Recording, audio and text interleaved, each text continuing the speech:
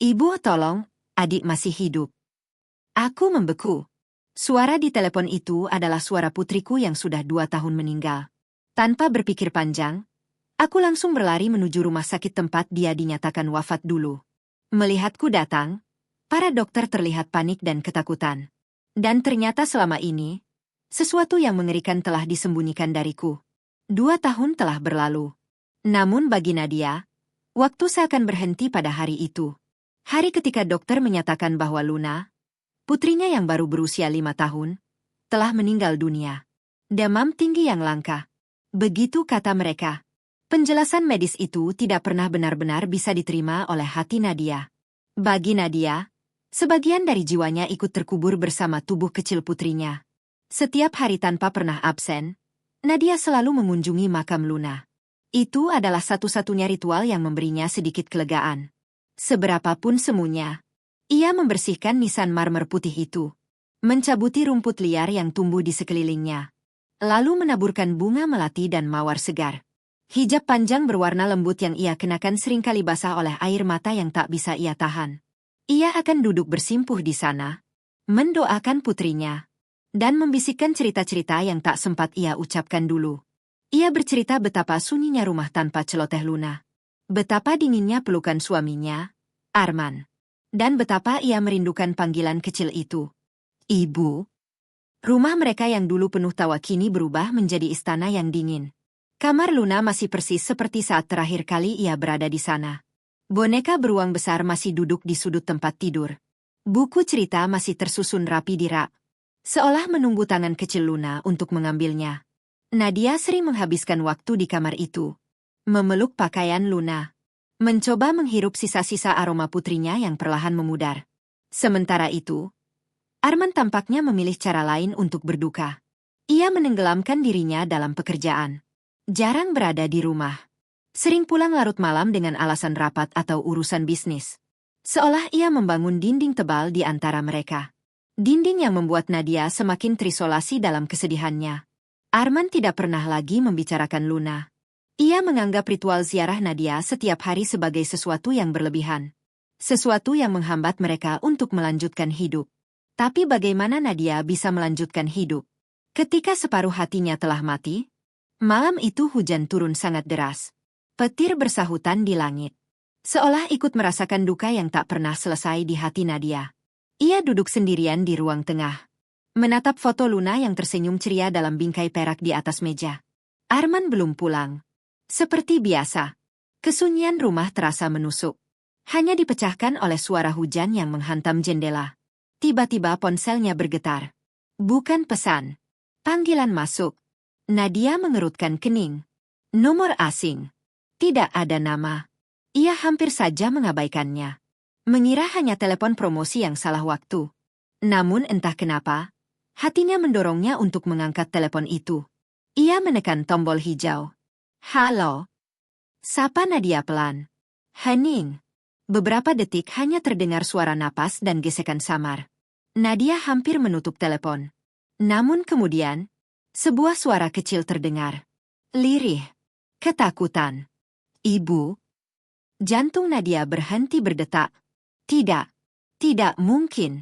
Ini pasti halusinasi. Ia terlalu merindukan Luna. Ibu, tolong.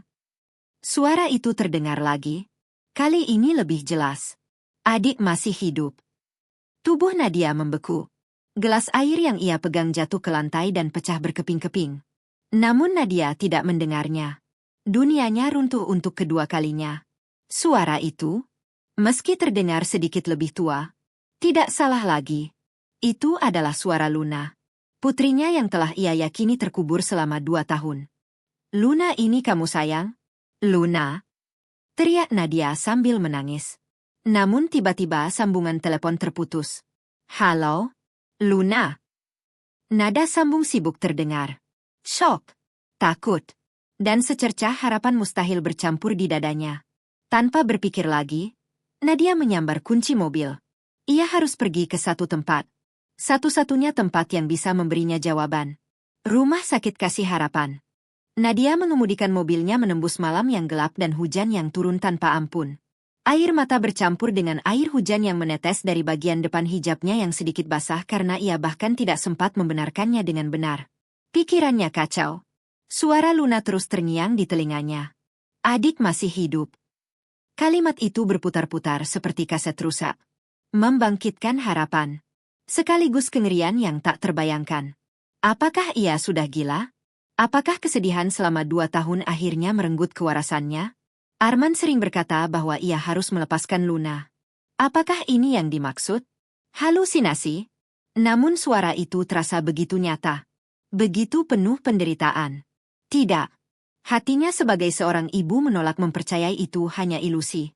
Nadia menekan pedal gas lebih dalam, mengabaikan jalanan yang licin. Rumah sakit Kasih Harapan harus memberinya jawaban. Ia tiba di lobi rumah sakit seperti badai. Penampilannya kacau. Basah kuyup. Matanya merah karena menangis. Tatapannya liar. Beberapa perawat jaga malam di meja resepsionis menatapnya kaget. Ibu, ada yang bisa kami bantu? Tanya seorang perawat muda dengan hati-hati. UGD ada di sebelah sana jika. Saya tidak butuh UGD. Potong Nadia. Suaranya serak dan bergetar. Ia menggebrak meja resepsionis hingga membuat perawat itu terlonjak kaget. Saya mau catatan medis anak saya. Apa? Anak saya. Nadia menatap mereka dengan mata merah. Namanya Luna binti Arman. Dia meninggal di sini 2 tahun lalu. Cepat. Para perawat saling pandang dengan cemas. Mereka jelas menganggap Nadia sebagai seorang ibu yang masih terjebak dalam duka. Ibu, tenang dulu, kata seorang perawat senior mencoba menenangkan. Ini sudah larut malam. Bagian arsip sudah tutup. Mungkin ibu bisa kembali besok pagi. Saya tidak mau kembali besok, teriak Nadia. Keputusasaan membuatnya semakin nekat. Anak saya menelepon saya. Seluruh lobi langsung sunyi. Perawat-perawat itu saling memandang. Dia bilang dia masih hidup. Lanjut Nadia. Saya tahu kalian menyembunyikan sesuatu. Apa yang sebenarnya terjadi di rumah sakit ini? Keributan itu mulai menarik perhatian. Beberapa satpam mendekat. Ibu, tolong jangan membuat keributan. Ini rumah sakit, kata seorang satpam tegas namun tetap sopan. Tepat saat itu, seorang pria paruh baya keluar dari lorong. Ia mengenakan jas dokter putih yang masih rapi meskipun sudah tengah malam.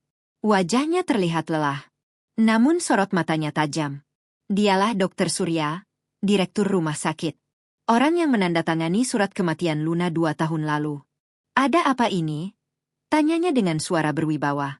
Para perawat tampak lega. Dokter Surya, syukurlah. Ibu ini. Nadia. Dokter Surya memotong. Ia mengenali wanita itu. Tentu saja. Ia masih ingat ibu yang menangis histeris di koridor rumah sakit 2 tahun lalu. Nadia, apa yang kamu lakukan di sini selarut ini? Nadia maju mendekat. Matanya menatap tajam ke wajah dokter itu. Anda? Suaranya hampir seperti desisan. Jangan berpura-pura bersimpati pada saya. Anak saya menelepon saya. Dokter Surya langsung terdiam.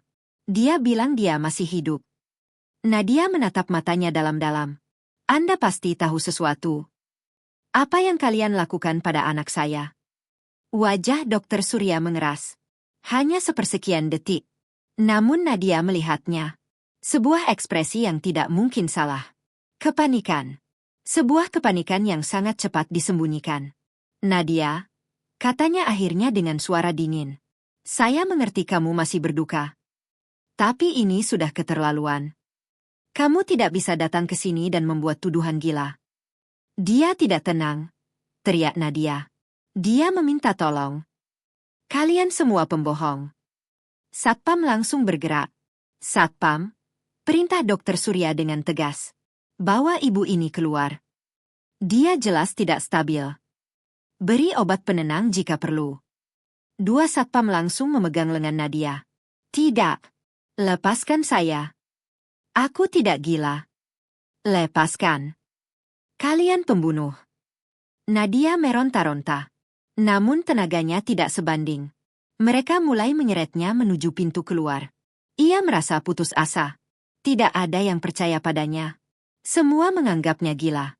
Saat ia diseret melewati meja resepsionis, Perawat muda yang pertama kali menyapanya tadi menunduk. Tangannya gemetar.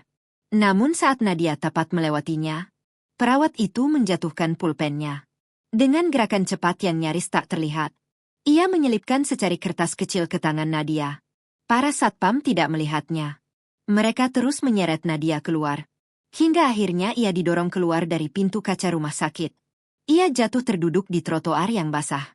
Hancur. Terhina. Kedinginan. Salah satu satpam berkata dingin. Jangan kembali lagi malam ini, Bu. Atau kami panggil polisi. Pintu kaca tertutup. Nadia duduk di trotoar. Air hujan menetes dari rambutnya. Namun kali ini ia tidak menangis. Histerianya telah berubah menjadi sesuatu yang lain. Sesuatu yang dingin. Ia membuka genggamannya perlahan. Kertas kecil itu basah. Namun tulisannya masih bisa dibaca. Hanya 2 kata. Panti Melati. Nadia tidak kembali ke rumah. Rumah yang seharusnya menjadi tempat berlindung kini terasa seperti sarang musuh. Hatinya yang tadi dipenuhi harapan kini membeku oleh amarah dan rasa pengkhianatan. Dokter Surya panik. Ia melihatnya sendiri. Itu bukan reaksi orang yang berduka. Itu reaksi orang yang bersalah. Dan secari kertas kecil di tangannya. Panti Melati. Itu satu-satunya petunjuk yang ia miliki sekarang. Nadia menepikan mobilnya di bawah lampu jalan yang temaram. Hujan sudah mulai reda, menyisakan udara malam yang dingin. Tangannya yang masih gemetar membuka ponsel. Ia mengetik 2 kata itu di mesin pencari. Panti Asuhan Melati. Alamatnya muncul. Terletak di pinggiran kota. Di daerah kumuh yang jarang didatangi orang. Tanpa berpikir panjang, Nadia langsung menyalakan mobilnya. Ia tancap gas menuju tempat itu. Perjalanan terasa sangat lama. Ia melewati jalan kota yang semakin sepi. Lampu jalan semakin jarang. Bangunan semakin kumuh. Akhirnya mobilnya berhenti di depan sebuah bangunan tua. Pagar besinya berkarat. Sebuah papan nama kusam tergantung miring. Tulisan di papan itu hampir tidak terbaca. Namun Nadia masih bisa mengenalinya. Panti Asuhan Melati. Tempat itu tampak suram. Lebih mirip penjara anak-anak daripada tempat perlindungan. Nadia mematikan mesin mobilnya. Ia duduk sejenak, mengumpulkan keberanian. Ia merapikan hijabnya yang kusut, menghapus jejak air mata di pipinya. Ia tidak boleh terlihat lemah. Ia tidak boleh terlihat seperti wanita gila. Ia harus mendapatkan jawaban. Nadia keluar dari mobil. Ia mendorong pagar besi yang berderit keras. Suara itu memecah kesunyian malam. Ia berjalan menuju pintu utama. Lalu mengetuk. Tidak ada jawaban. Ia mengetuk lagi. Kali ini lebih keras. Hampir seperti menggedor. Beberapa saat kemudian, terdengar suara langkah kaki diseret dari dalam. Lalu suara grendel pintu dibuka. Pintu terbuka sedikit. Seorang wanita paruh baya berdiri di sana. Wajahnya keras. Matanya curiga. Ia mengenakan daster kusam. Mau apa kamu malam-malam begini? Katanya ketus. Panti sudah tutup. Saya mencari seorang anak, jawab Nadia berusaha tenang. Saya rasa dia ada di sini. Wanita itu tertawa sinis. Semua orang juga mencari anak. Tidak ada anak baru di sini. Pergi. Ia hendak menutup pintu. Namun Nadia menahannya. Tolong, Bu. Namanya Luna. Wanita itu langsung memotong. Tidak ada Luna di sini. Pergi. Tapi Nadia tiba-tiba berkata, kalau begitu, Kirana. Nama itu muncul begitu saja di benaknya. Entah kenapa. Namun reaksi wanita itu langsung berubah. Sangat kecil. Tapi Nadia melihatnya. Aku tidak tahu Kirana. Jawab wanita itu cepat. Namun suaranya ragu. Nadia melihat celah. Ia langsung mengubah taktik. Saya donatur. Wanita itu mengerutkan kening.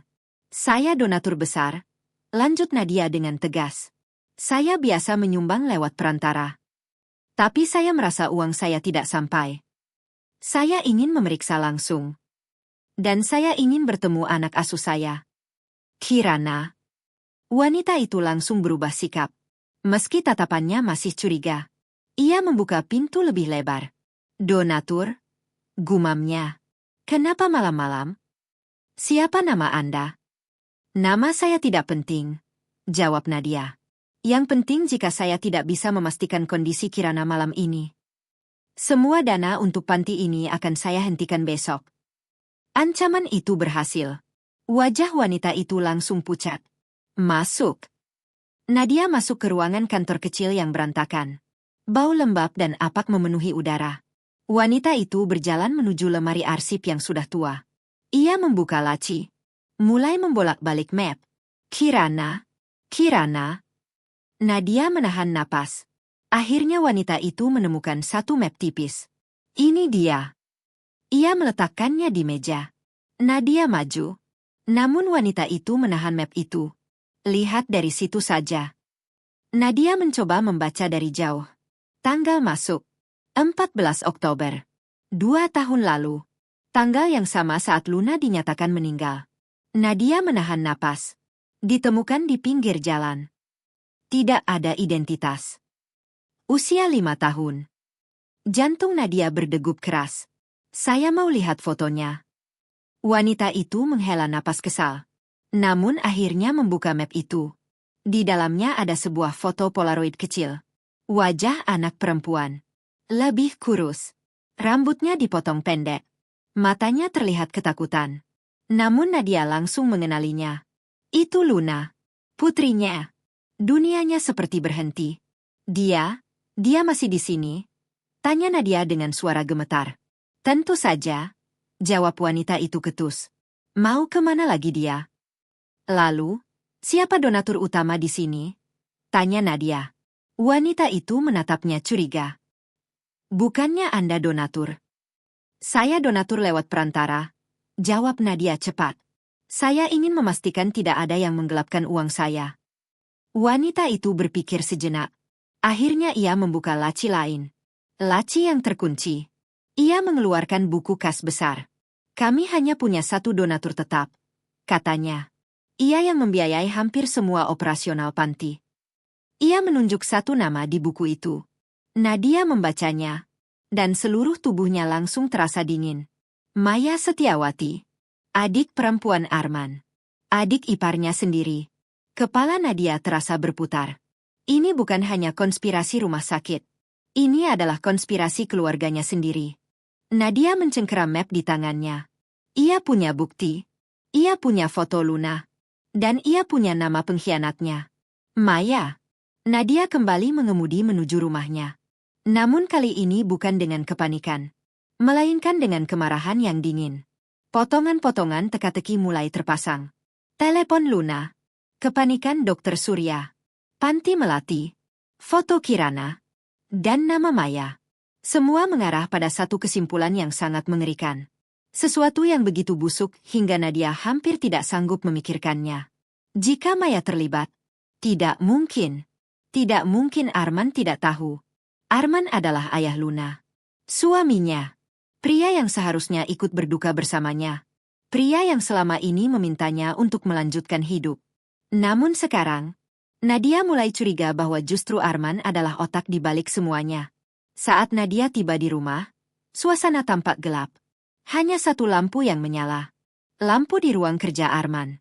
Mobil Arman sudah terparkir di garasi. Dia ada di rumah. Menunggunya. Tentu saja. Suaminya pasti khawatir istrinya yang tidak stabil, berkeliaran di tengah malam. Nadia masuk ke dalam rumah. Kesunyian menyambutnya. Namun kesunyian itu terasa berbeda. Seolah rumah itu menyembunyikan sesuatu. Nadia berjalan langsung menuju ruang kerja Arman. Pintunya sedikit terbuka. Dari dalam terdengar suara Arman sedang berbicara di telepon. Suaranya pelan.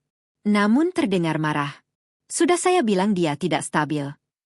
Jika dia membuat masalah lagi, kita terpaksa. Ya, saya akan tangani. Pastikan saja bagian Anda beres. Nadia mendorong pintu itu hingga terbuka. Arman terlonjak kaget. Ia buru-buru menutup teleponnya. Nadia, dari mana saja kamu? Aku meneleponmu berkali-kali. Kamu tahu jam berapa ini? Ia mencoba terdengar marah. Namun Nadia bisa melihat kegelisahan di wajahnya. Aku sibuk, jawab Nadia datar. Ia berjalan ke tengah ruangan. menatap suaminya lurus-lurus. Nadia, penampilanmu kacau. Kamu habis dari makam lagi? Tidak, jawab Nadia. Aku dari rumah sakit Kasih Harapan. Arman langsung membeku. Senyum palsunya menghilang. Kenapa kamu ke sana? Aku sudah bilang jangan mengungkit masa lalu. Itu tidak sehat untukmu. Dokter Surya bilang aku gila, kata Nadia. Arman menghela napas. Tentu saja dia mengusirmu. Kamu pasti membuat keributan. Lalu aku pergi ke panti melati. Satu kalimat itu membuat wajah Arman langsung pucat. Apa? Apa yang kamu bicarakan? Panti apa itu? Nadia menatapnya tajam. Kamu tahu persis apa itu? Tempat di mana adikmu Maya menyembunyikan putriku. Arman langsung membentak. Jangan bawa-bawa Maya. Kamu sudah gila. Kamu menuduh adikku sendiri. Maya yang selama ini membantu kamu. Dia membantu? Nadia tertawa pahit. Dia membantu memastikan aku tetap hancur. Memastikan aku terlihat gila. Nadia melempar map ke meja kerja Arman. Foto Luna jatuh ke atas meja. Lihat. Itu anak kita. Namanya Kirana di panti itu. Tapi itu Luna. Arman mengambil foto itu. Tangannya gemetar.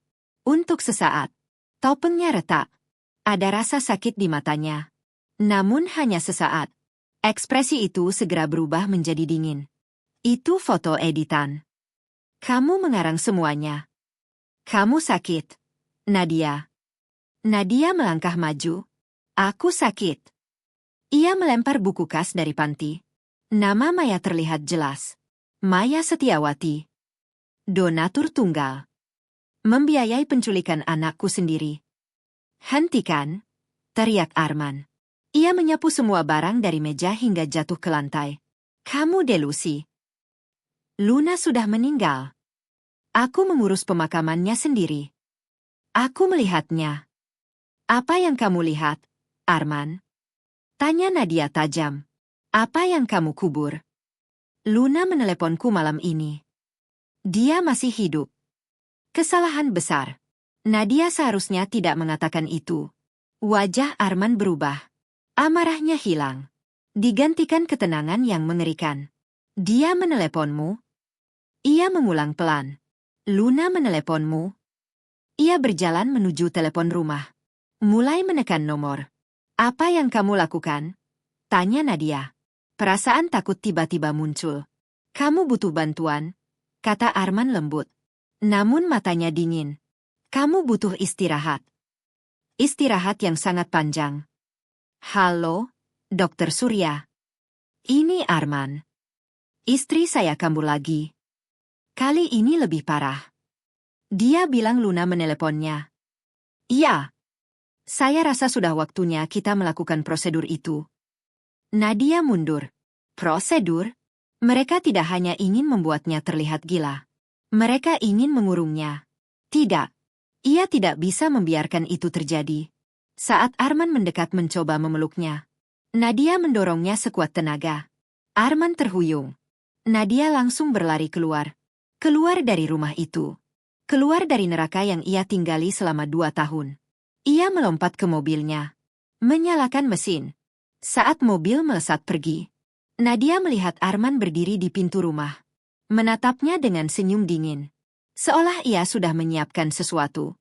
Mobil Nadia melesat menjauh dari rumah itu.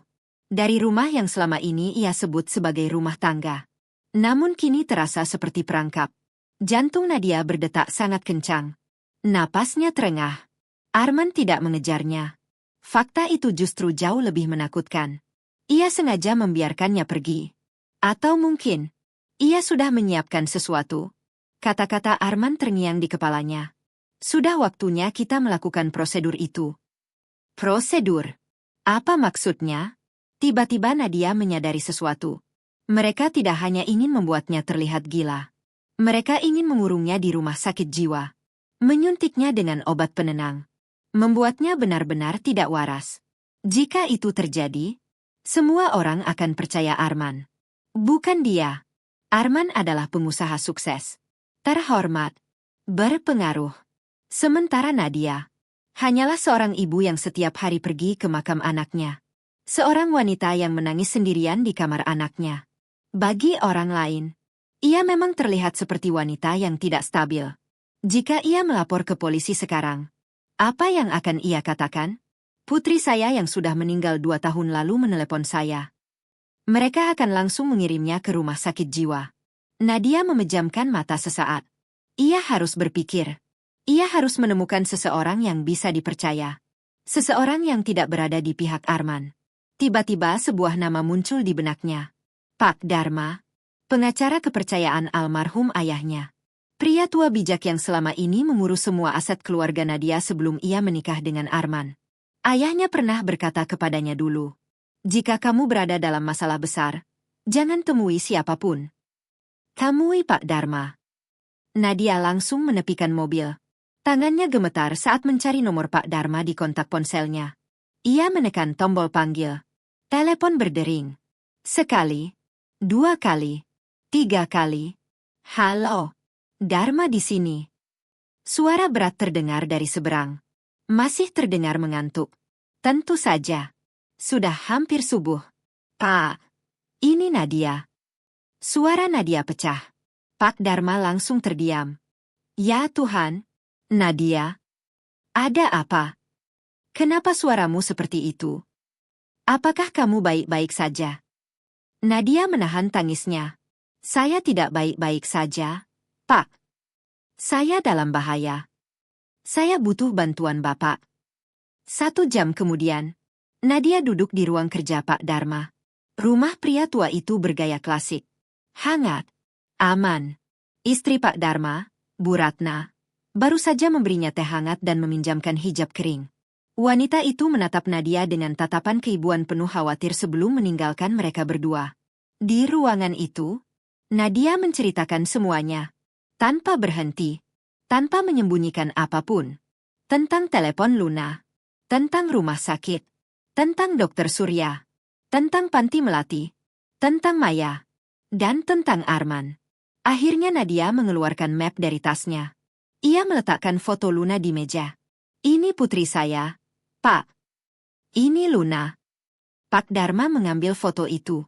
Wajahnya yang tadinya hanya penuh simpati, perlahan berubah. Serius. Sangat serius. Ia membaca data di map itu. Kirana, masuk 2 tahun lalu. Tanggal yang sama dengan kematian Luna. Lalu Nadia menceritakan bagian terakhir. Tentang buku kas panti. Tentang nama Maya. Tentang Arman yang menelepon Dokter Surya. Dan tentang kata-kata yang paling menakutkan. Sudah waktunya kita melakukan prosedur itu. Pak Dharma bersandar di kursinya. Wajahnya pucat. Namun matanya menyala marah. "Bajingan." Gumamnya pelan. Nadia terdiam. "Apa maksud Bapak?" Pak Dharma menatapnya dalam-dalam. "Nadia, saya selalu merasa ada yang tidak beres dengan suamimu sejak awal." Nadia terkejut. "Apa maksud Bapak?" Pak Dharma bangkit dari kursinya. Ia berjalan menuju sebuah lukisan besar di dinding. Lukisan itu ternyata menutupi sebuah brankas tersembunyi. Ia membuka brankas itu. Mengambil sebuah map dokumen tebal. Ia meletakkannya di meja. "Nadia, ini surat wasiat asli ayahmu." Nadia mengerutkan kening. "Ayah saya." Pak Dharma mengangguk. Ada sesuatu yang Arman mungkin tidak tahu. Atau mungkin, dia tahu sebagian. Tapi tidak semuanya. Nadia membuka dokumen itu. Matanya membesar. "Ayahmu meninggalkan seluruh aset utamanya untuk 1 orang ahli waris. Bukan kamu. Bukan juga Arman. Melainkan, cucunya. Luna." Nadia membeku. "Ayahmu menyiapkan dana perwalian yang sangat besar. Diinvestasikan. Jumlahnya sekitar 10 juta dolar. Nadia hampir tidak percaya. "Ayahmu tahu kamu wanita yang mandiri. Tapi dia juga tahu kamu terlalu baik. Dia takut hartamu dimanfaatkan orang lain. Jadi dia membuat dana perwalian khusus.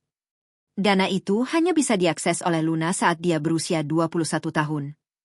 Sampai saat itu, kamu adalah wali utamanya." Nadia menatap Pak Dharma. Lalu Arman? Pak Dharma menggeleng. Arman tidak punya hak menyentuh 1 sen pun. Ayahmu memastikan itu dalam klausul yang sangat ketat. Namun, Pak Dharma menunjuk bagian lain dari dokumen. Ada klausul kedua. Jika sesuatu terjadi padamu, jika kamu meninggal, atau dinyatakan tidak kompeten secara mental. Nadia menelan ludah. Lalu, perwalian itu jatuh ke wali sekunder. Nadia hampir takut bertanya, "Siapa?" Pak Dharma menatapnya lurus. "Arman." Dunia Nadia terasa runtuh. Semuanya menjadi jelas. Rencana itu begitu dingin, begitu keji, begitu terencana. Jadi, dia menculik Luna untuk membuat saya gila. Pak Dharma mengangguk pelan. Iya. Dia memukulmu di titik terlemahmu. Dia membuat kematian palsu. Membiarkanmu menangis di makam palsu selama 2 tahun. Mengumpulkan bukti bahwa kamu tidak stabil.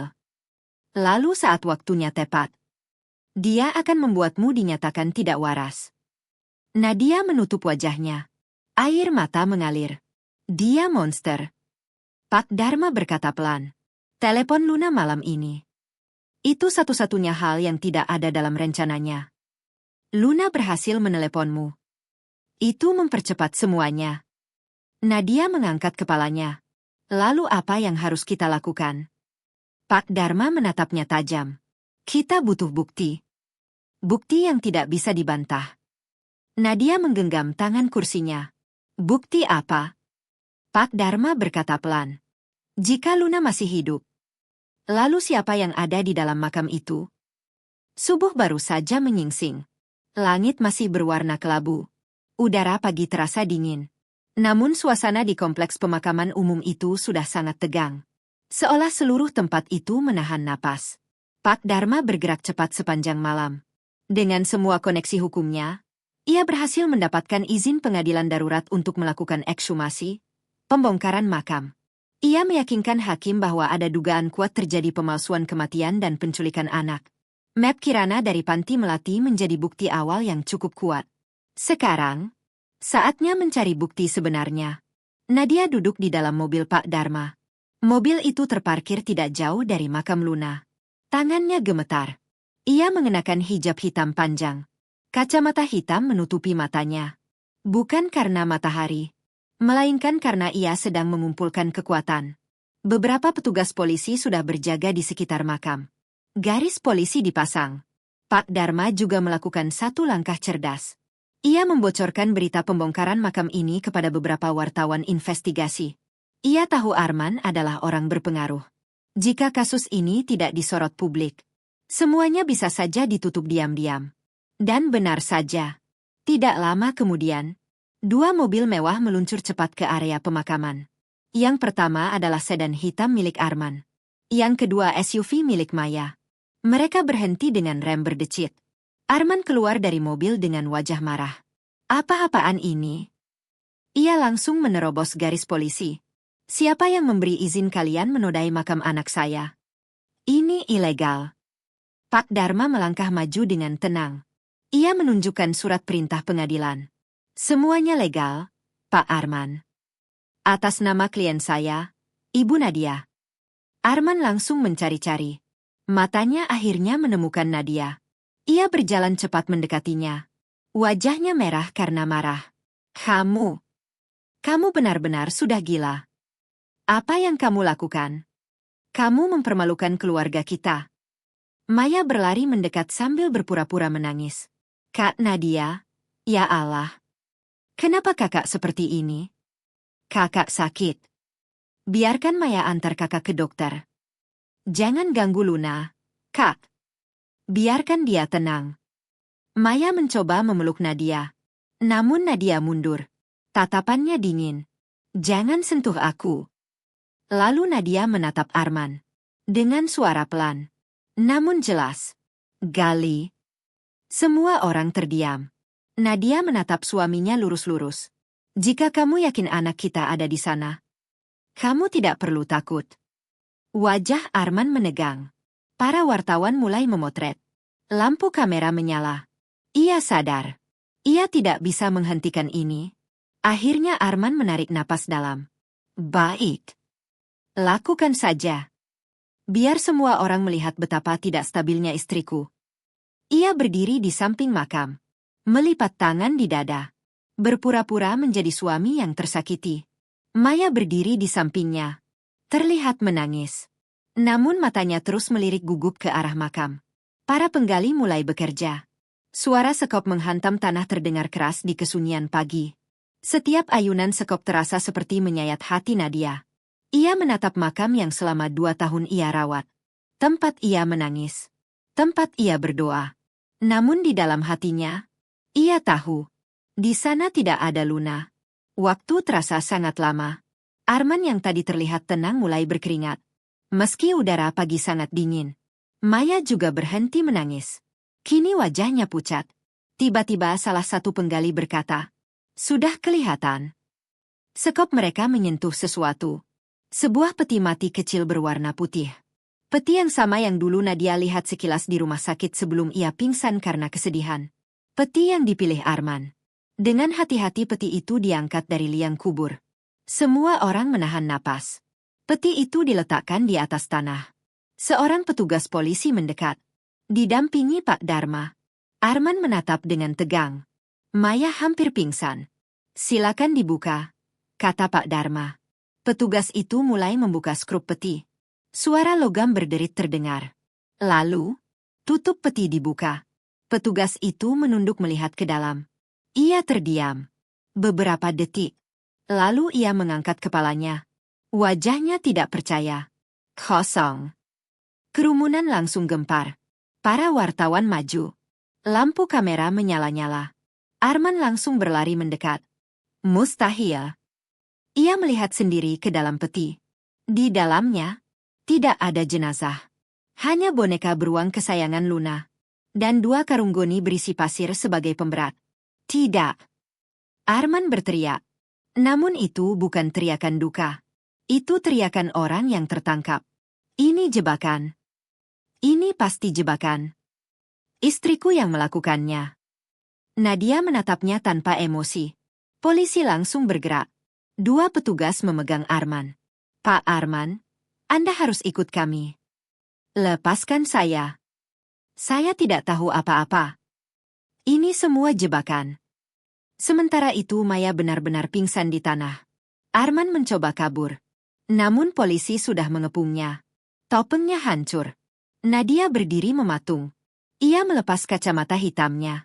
Air mata mengalir di pipinya. Namun ini bukan air mata kesedihan.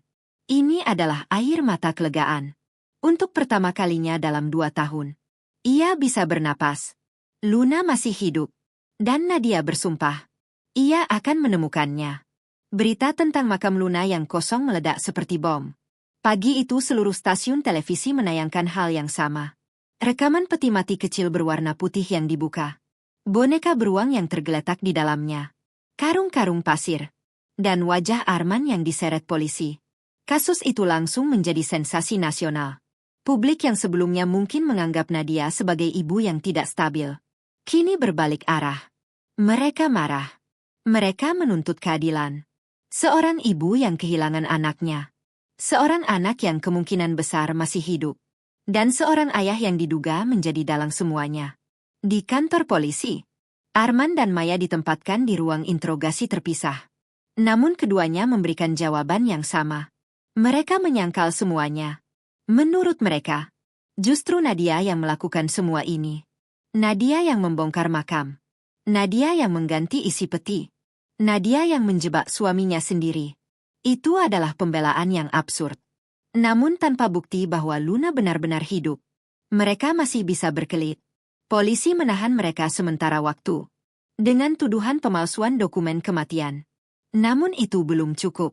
Mereka membutuhkan bukti yang lebih kuat. Di ruangan lain, Nadia dan Pak Dharma sedang memberikan keterangan. Nadia terlihat sangat lelah. Namun ia tidak bisa berhenti. "Pak, mereka tidak akan mengaku," kata Nadia pelan. Arman terlalu licik. Pak Dharma mengangguk. "Kamu benar. Selama kita belum menemukan Luna, Mereka akan terus menggunakan alasan bahwa kamu tidak waras. Kita butuh saksi. Kita butuh orang dalam. Tiba-tiba, ponsel Pak Dharma bergetar. Sebuah pesan masuk. Nomor yang tidak dikenal. Pak Dharma membaca pesan itu dengan cepat.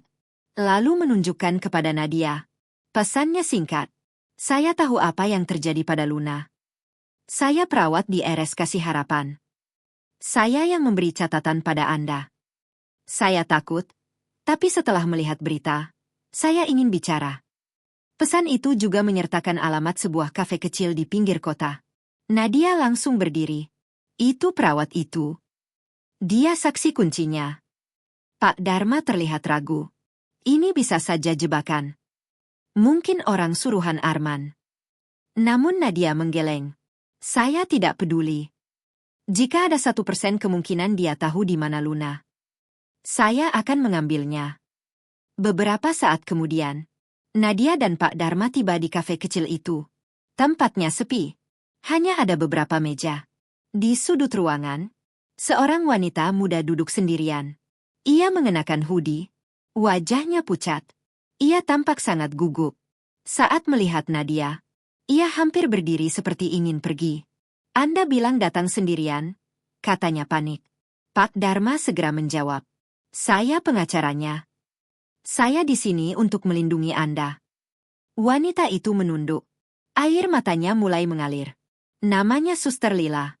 Ia adalah perawat yang merawat Luna 2 tahun lalu. Saya minta maaf, Bu Nadia. Saya berdosa. Nadia menggenggam tangannya. Tolong, katakan saja. Di mana anak saya? Suster Lila mulai bercerita. 2 tahun lalu, Luna memang dirawat di rumah sakit karena demam tinggi. Namun kondisinya tidak kritis. Ia sedang dalam masa pemulihan. Luna bahkan hampir sembuh. Namun suatu hari, Dokter Surya memanggil Suster Lila ke ruangannya. Di dalam ruangan itu sudah ada 2 orang. Arman dan Maya. Mereka menawarkan uang. Sangat banyak. Jumlah yang tidak pernah dilihat Suster Lila sepanjang hidupnya. Ibu saya sakit jantung, kata Suster Lila sambil menangis. Ia butuh operasi bypass. Saya tidak punya pilihan. Rencana mereka sangat sederhana. Namun sangat keji. Dokter Surya memalsukan hasil laboratorium. Arman memberi Nadia obat penenang di rumah. Mengatakan itu vitamin. Padahal itu membuat Nadia lemah dan bingung. Saat Nadia pingsan di rumah sakit, mereka melaksanakan rencana berikutnya. Di kamar mayat rumah sakit, ada jenazah anak lain. Seorang anak jalanan tanpa identitas. Meninggal karena kecelakaan. Tidak ada keluarga yang mengklaim. Suster Lila yang menukar jenazah itu. Ia membungkus jenazah anak tak dikenal itu dengan kain kafan. Dan mengatakan kepada Nadia bahwa itu adalah Luna. Sementara Luna, yang saat itu tertidur karena obat bius ringan, dibawa keluar lewat pintu belakang rumah sakit. Oleh Arman dan Maya. Nadia menutup mulutnya. Air matanya mengalir. Ia telah menangisi anak orang lain selama 2 tahun. Sementara putrinya sendiri diculik oleh ayahnya. Kenapa panti melati? Tanya Pak Dharma. Suster Lila menggeleng. Saya tidak tahu pasti. Namun beberapa minggu setelah itu, saya pernah mendengar Maya menelepon Dokter Surya. Maya berkata, anak mahal itu sekarang tinggal bersama anak-anak yatim. Tempat yang cocok untuknya. Dan ia menyebut satu nama. Panti Melati. Nadia menggenggam tangannya. Saya sudah ke sana. Luna terdaftar sebagai Kirana. Tapi sekarang tempat itu kosong. Suster Lila mengangguk. Mereka pasti memindahkannya. Tapi, saya pernah mendengar satu hal lagi. Beberapa bulan lalu, Maya dan Dokter Surya bertengkar di parkiran rumah sakit. Maya bilang panti melati terlalu berisiko. Maya bilang dia sudah menyiapkan tempat baru. Villa di Puncak. Pak Dharma langsung berdiri. Villa di Puncak. Di mana tepatnya? Suster Lila menggeleng. Saya tidak tahu. Lalu bagaimana kita menemukannya? Tanya Nadia putus asa. Suster Lila tiba-tiba teringat sesuatu. Ada satu hal. Maya selalu datang ke rumah sakit dengan mobil yang sama. Plat nomornya sangat mudah diingat. Pak Dharma langsung menatapnya tajam. Berapa? Suster Lila menarik napas. B121 KA. Pak Dharma langsung mengeluarkan ponselnya. Ia menatap Nadia. Kita akan menemukan Luna. Pak Dharma tidak membuang waktu. Dari dalam mobilnya, ia langsung menelepon komandan polisi yang menangani kasus ini. Seorang perwira yang sudah lama ia kenal. Pak Komandan, kata Pak Dharma cepat. Saya punya saksi kunci dan petunjuk kuat tentang lokasi anak yang hilang. Saya minta pelacakan kendaraan segera. Pak Dharma menyebutkan nomor plat itu. B121 KA. Komandan polisi di seberang telepon terdiam beberapa detik. B121 KA. Ulangnya. Menarik. Tunggu 5 menit. 5 menit terasa seperti 5 jam. Nadia duduk kaku di kursi mobil. Tangannya menggenggam map foto Luna. Suster Lila di kursi belakang masih gemetar. Akhirnya ponsel Pak Dharma berdering. Haris? Maksud saya Dharma, kata komandan polisi. Plat itu terdaftar atas nama perusahaan PT Adijaya Group. Perusahaan cangkang. Pak Dharma langsung menebak. Direkturnya Maya. Benar. Namun komandan melanjutkan. Ada kabar baik. Mobil itu mobil sewaan premium. Dan mobil itu memiliki GPS tracker aktif. Nadia langsung menegakkan tubuhnya. Di mana? Tanya Nadia tidak sabar. Komandan polisi mengetik sesuatu. Tunggu. Sinyalnya aktif. Mobilnya tidak bergerak. Lokasinya di kawasan puncak. Pak Dharma menahan napas. Alamatnya? Komandan menjawab. Villa Puncak Asri. Jalan Anggrek nomor 7. Suster Lila langsung mengangguk cepat. Itu cocok. Maya pernah menyebut villa di puncak. Pak Dharma menutup telepon. Kita menemukannya. Nadia hampir tidak bisa bernapas. Pak, kita harus ke sana sekarang. Komandan polisi kembali menelepon. Saya sedang mengumpulkan tim. Kita bergerak sekarang. Ibu Nadia, sebaiknya Anda tetap di kantor polisi. Namun Nadia langsung memotong. Tidak. Saya ikut. Pak Dharma mencoba menahannya. Nadia. Namun Nadia menatapnya dengan mata penuh tekad. Saya tidak akan duduk diam sementara anak saya ada di sana. Komandan polisi akhirnya menghela napas. Baik. Tapi Anda harus mengikuti semua perintah saya. Anda tetap di kendaraan taktis. Jangan keluar. Nadia mengangguk.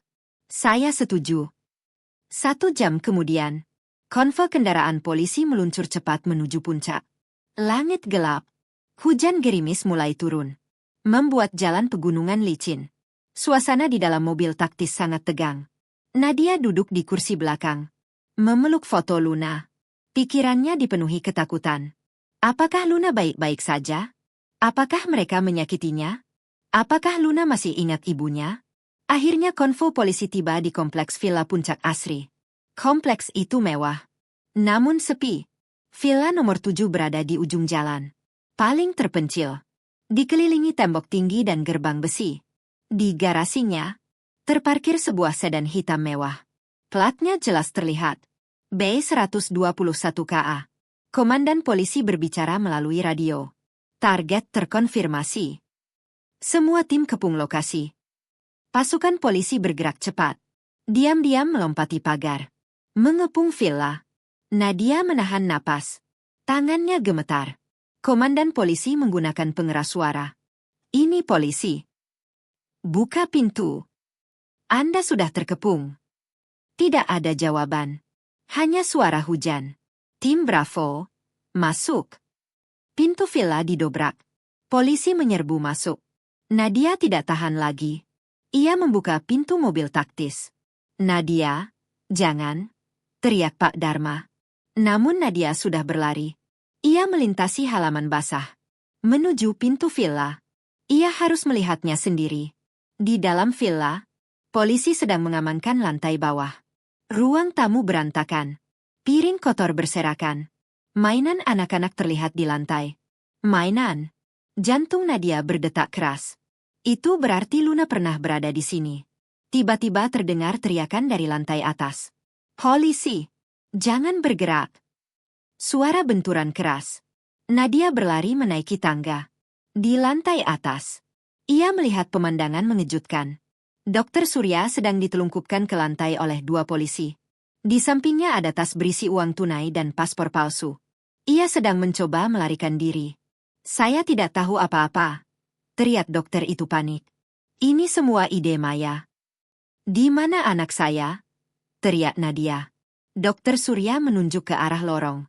Di kamar ujung. Kar kunci. Nadia langsung berlari. Di ujung lorong ada pintu kayu tebal. Pintu itu digerendel dari luar. Bukan kamar. Lebih seperti sel. Aira. Luna. Teriak Nadia. Luna. Tangannya menggedor pintu. Luna. Ini ibu. Hening. Beberapa detik. Lalu, dari balik pintu terdengar suara kecil. Tangisan pelan.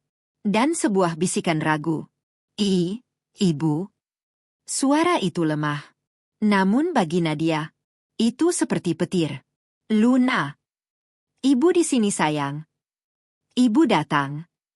Nadia menggedor pintu itu. Air matanya mengalir deras. Di dalam, seorang anak kecil menangis. Ibu. Tangisan kecil itu terdengar dari balik pintu. Lemah. Penuh ketakutan. Ibu. Suara itu begitu pelan. Namun bagi Nadia, itu lebih keras daripada suara ledakan. Luna. Nadia menjerit. Air matanya langsung tumpah. Ibu di sini sayang. Ibu datang menjemputmu. Ia menggedor pintu itu dengan kedua tangannya. Namun pintu kayu tebal itu tidak bergerak. Palang besi besar mengunci dari luar. Nadia, mundur. Teriak komandan polisi. Biar kami. 2 polisi maju membawa alat pembobol pintu. Pak Dharma memegang bahu Nadia yang gemetar. Tenang, nak. Sebentar lagi. Dari balik pintu terdengar suara Luna menangis. Ibu. Aku takut. Nadia berteriak. Luna. Sayang. Jangan takut. Ibu di sini. Sebentar lagi kita keluar. Polisi mulai menghantam palang besi. Dang! Suara logam menghantam kayu menggema di lorong. Luna menjerit ketakutan dari dalam kamar. Dang! Hantaman kedua. Palang mulai retak. Dang! Hantaman ketiga. Palang besi akhirnya patah. Polisi menendang pintu. Brak! Pintu terbuka. Ruangan itu gelap. Tirai jendela tertutup rapat. Bau lembab dan pengap memenuhi udara. Di sudut ruangan, ada seorang anak kecil. Ia meringkuk di lantai. Tubuhnya gemetar. Pakaiannya kebesaran. Rambutnya panjang tapi kusam. Tubuhnya sangat kurus. Aira. Luna. Bisik Nadia. Itu putrinya. Namun bukan lagi balita ceria yang ia ingat. Ini adalah anak berusia 7 tahun. Kurus. Pucat. Ketakutan. Nadia berjalan perlahan. Seperti mendekati anak yang terluka. Ia tidak ingin menakutinya. Luna, sayang. Ini ibu. Ibu Nadia. Anak kecil itu perlahan mengangkat kepalanya. Matanya besar. Penuh ketakutan. Ibu, bisiknya ragu. Tante Maya bilang. Ibu sudah pergi ke surga. Air mata Nadia mengalir deras. Itu bohong, sayang. Tante Maya bohong. Ibu tidak pernah pergi. Nadia berlutut di lantai. Mengulurkan tangannya. Ibu di sini sekarang. Ibu datang menjemputmu. Luna menatap wajah ibunya. Meneliti setiap bagian. Hijab yang ia kenal. Mata yang penuh air mata. Suara yang selalu ia rindukan. Perlahan, pengakuan muncul di matanya. Ibu. Kali ini bukan pertanyaan. Melainkan kepastian. Ibu. Luna berdiri. Lalu berlari kecil. Ia menubruk Nadia. Memeluk leher ibunya erat-erat. Ibu. Ibu. Ibu. Tangisnya pecah. Tangisan 2 tahun yang tertahan. Nadia memeluknya. Sangat erat. Ia bisa merasakan tulang kecil di punggung Luna. Tubuhnya sangat ringan. Terlalu ringan untuk anak 7 tahun. Ibu di sini. Ibu di sini, sayang. Maafkan ibu. Ibu terlambat. Nadia mencium rambutnya, pipinya, tangannya. Ia tidak peduli siapapun yang melihat. Ia telah menemukan kembali dunianya. Beberapa menit kemudian, Pak Dharma masuk perlahan. Matanya berkaca-kaca. Nadia, kita harus membawa Luna keluar. Nadia mencoba melepaskan pelukannya. Namun Luna panik. Jangan. Jangan tinggalin Luna lagi. Nadia langsung memeluknya kembali. Tidak, sayang. Ibu tidak akan pergi lagi. Ibu janji. Ia menggendong Luna. Tubuh kecil itu langsung memeluk lehernya erat. Saat mereka turun ke lantai bawah, villa itu sudah dipenuhi polisi. Dokter Surya sudah dibawa keluar. Udara malam terasa segar saat mereka keluar dari rumah itu. Luna menarik napas panjang. Seolah sudah lama tidak merasakan udara bebas. Kita aman sekarang, bisik Nadia.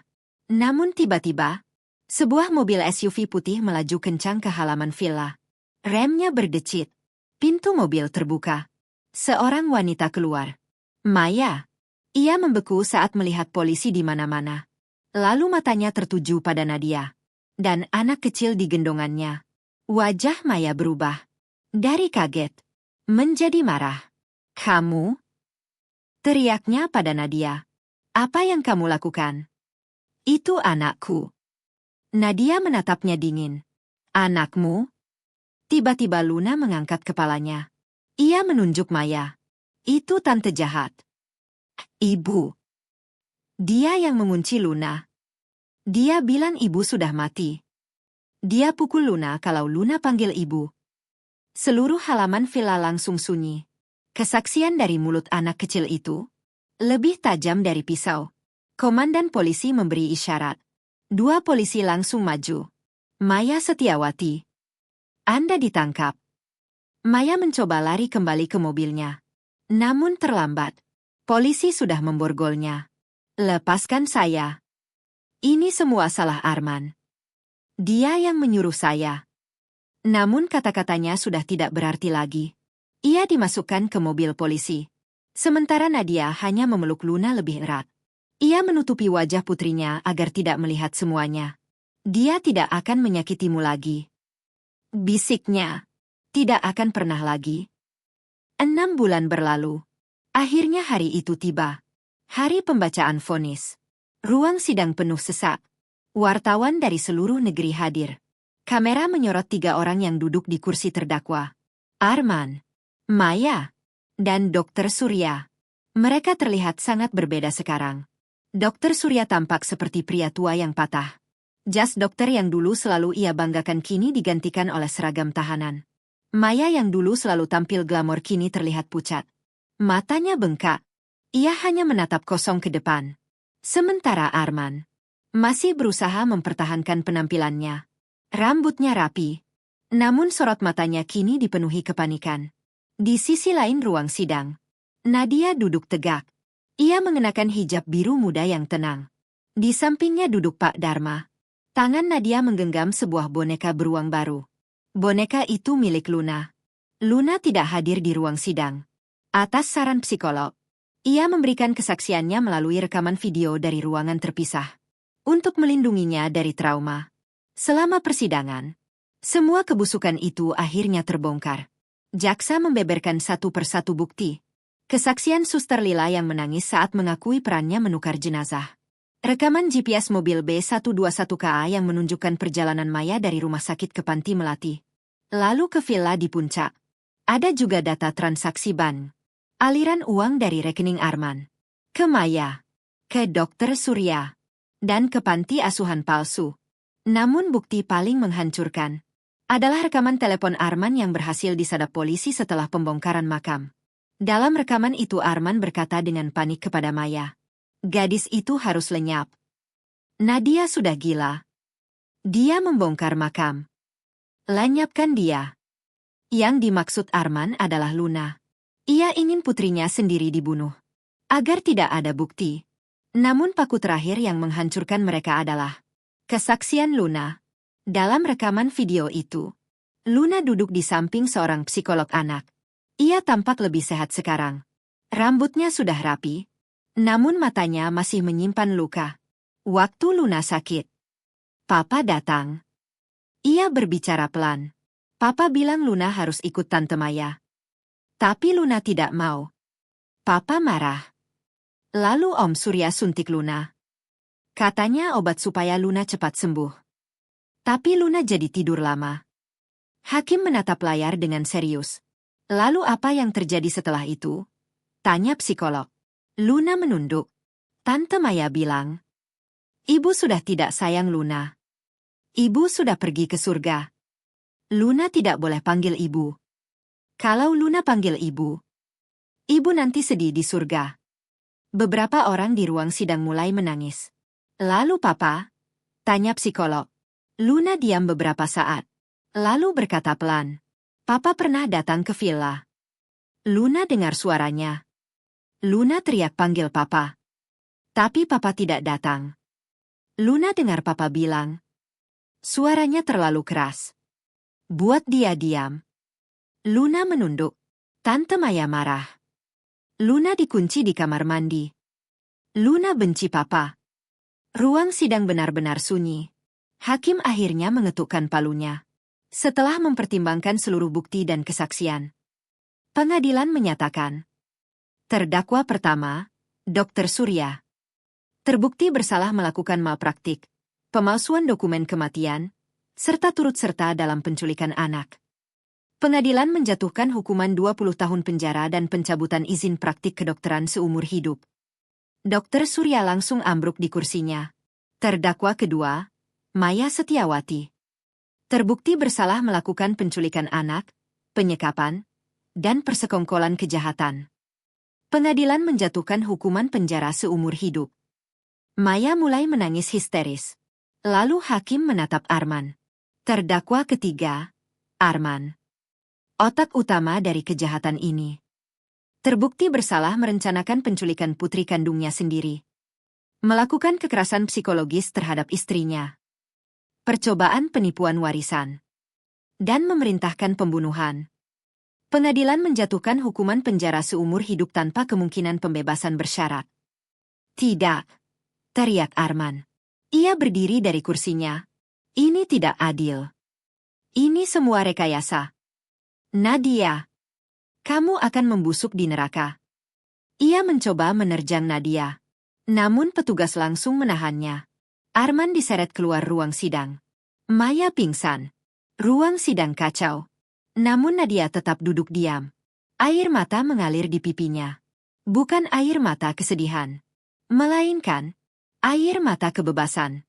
1 tahun kemudian, bukan lagi makam yang kelabu, melainkan taman kecil di halaman rumah baru. Rumah sederhana, namun hangat. Nadia berjongkok di depan taman mawar. Ibu lihat. Suara tawa ceria terdengar. Luna berlari di atas rumput. Sekarang ia berusia 8 tahun. Wajahnya kembali ceria. Tubuhnya sudah sehat. Ia membawa sebuah kertas gambar. Luna, gambar kita. Di kertas itu ada gambar 2 orang. Seorang ibu berhijab dan seorang anak perempuan. Keduanya bergandengan tangan. Di bawah matahari yang tersenyum. Nadia memeluk Luna. Cantik sekali. Seperti kamu. Nadia kini mengelola dana perwalian Luna. Ia menggunakan sebagian kecil untuk memulai hidup baru. Villa di puncak telah disita. Panti melati ditutup. Dan dijadikan yayasan untuk anak-anak terlantar. Nadia tidak pernah lagi mengunjungi makam palsu itu. Tanahnya kini ditanami pohon harapan. Ia kehilangan suami. Ia kehilangan keluarga iparnya. Namun ia menemukan kembali sesuatu yang jauh lebih berharga. Putrinya. Dan dirinya sendiri. Ibu sayang Luna. Bisik Nadia. Luna tersenyum. Luna lebih sayang ibu. Dan di bawah matahari yang hangat, tawa mereka menjadi bukti bahwa setelah badai yang paling gelap, kehidupan baru masih bisa dimulai. Tamat.